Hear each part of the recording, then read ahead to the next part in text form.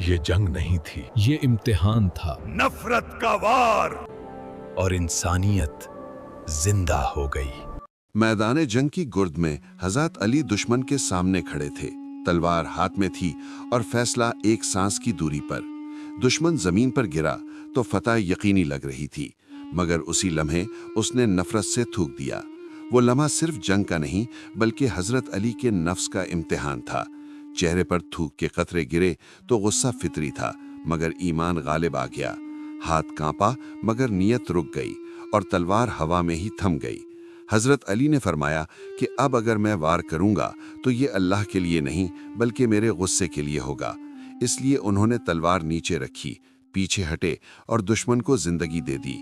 दुश्मन वहीं जमीन पर बैठकर रो पड़ा, आंखों से आंसू बहने लगे, दिल नदामत से टूट गया। उसने अपने हथियार छोड़ दिए, सर झुका लिया और समझ गया कि असल ताकत तलवार में नहीं बल्कि किरदार में है। वो उठा, कांपती आवाज में इस्लाम कबूल किया और उसी मैदान में सजदे में गिरकर नमाज पढ़ी।